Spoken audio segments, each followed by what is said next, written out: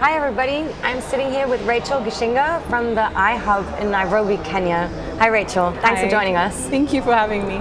So the iHub was one of the first of these innovation hubs to be established that have now mushroomed across the continent. Please tell us, what is the iHub? What do you do there? Okay, so the iHub is an innovation hub for Nairobi technologists.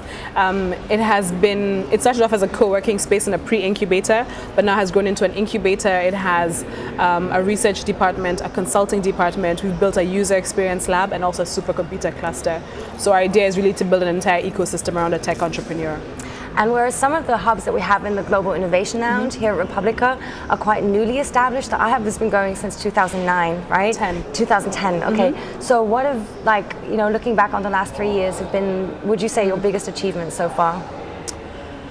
Wow, I think we came in at a time when this wasn't happening at all. So we really were the first of our kind in the region. I know that some hubs had already come up earlier in Southern Africa and in West Africa, but they really weren't of the magnitude.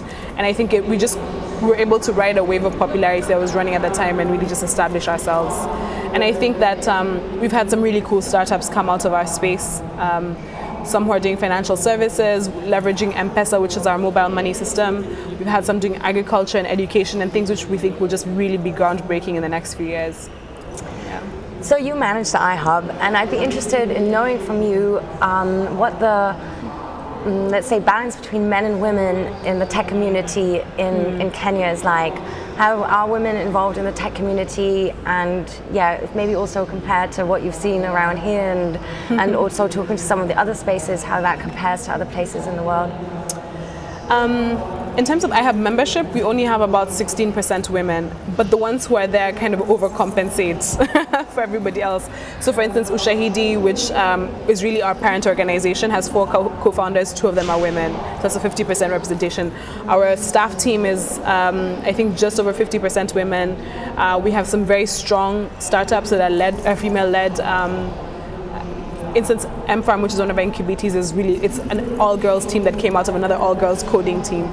So I think we're learning and we're growing and we're developing a few things, but the women who are there are kind of very strong and have been very good role models for the rest of the tech community. And is that something that you also look out for, like supporting girls and women getting into tech and sort of pushing that part of the community too? We're trying to do that a lot. So one team we have is called Akira Chicks, and they teach girls how to code. And so that's really exciting. And they just had their 3-year anniversary. So they're almost as old as us, and they're doing amazing stuff. We're looking at setting up coding camps for the rest of the year, not just pure coding, but also hacking and maker spaces as well. Thinking about math camps, so look at outreach to university students and to also high school and primary school students. So we're looking at that.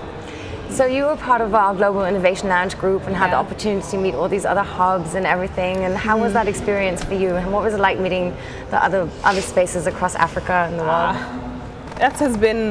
It's been so fun and so amazing to kind of see what everyone else is doing. It's difficult to travel within Africa, and we've been talking about this. It's restrictive, it's super expensive, visas and everything like that. And so it's ironic that we have to meet here in Berlin, but somehow it was kind of easier than trying to meet in a central location. And so I've really been inspired by the stories of other people here, and just seeing how all the hubs have individual things that they're really good at. So we're trying to learn from all of them. And see how we can collaborate better in the future. It's always easier to collaborate when you can meet somebody face to face as opposed to Skype or email. Yeah. So this is fantastic. Is there anything concrete that you're going to take away or follow up on, or like a new collaboration with any of the hubs that has kind of come out? Or is it too early to say? Some of them are early to say, but definitely we're going to be working with Hive Collab in Uganda on the Women in ICT thing. Also working with, primarily Hive Collab. We're looking at the maker spaces, so working with, I think MEST is an interesting option to work with in terms of entrepreneurship.